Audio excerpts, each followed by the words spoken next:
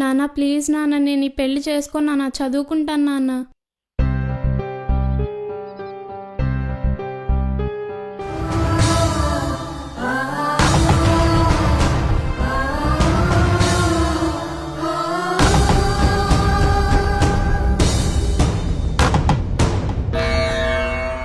నేను మీ అమ్మాయిని దీవించడానికి రాలేదు. మీరు ఈ పెళ్ళి ఏ సందర్భంలో చేస్తున్నారని అర్థం చేసుకోగలను. కానీ ఒక్కసారి లెటర్ చదివి మీరు చేస్తున్న ఈ పెళ్ళి రైటర్ రాంగో మీరే డిసైడ్ చేసుకోండి.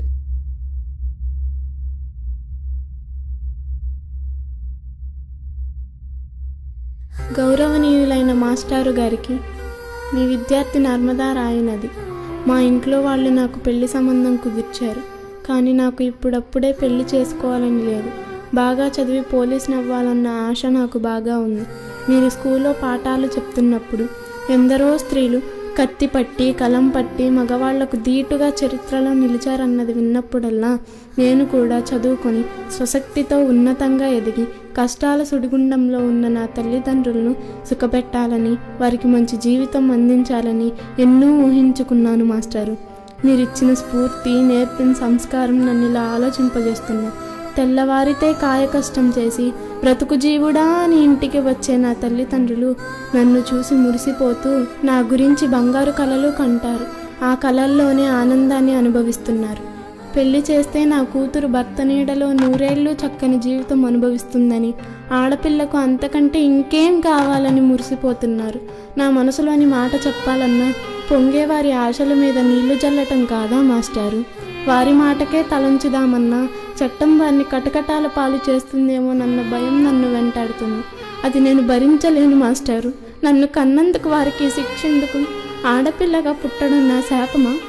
ఆశలు, ఆశయాలు, ఆనందాలు గాలికి వదిలి మూడుముళ్ళు దారం కట్టిన వాడి వెంట బలిపశువులా వెళ్ళిపోవాలా?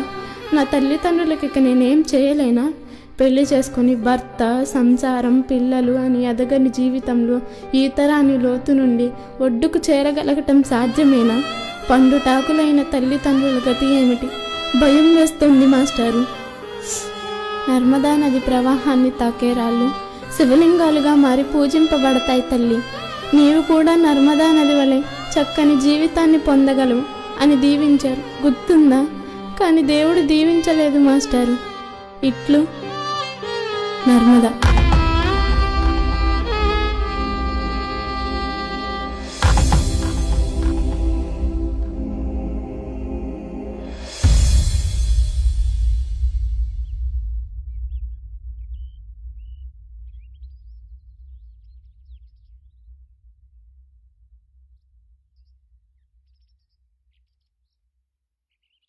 నమస్కారం అయ్యా.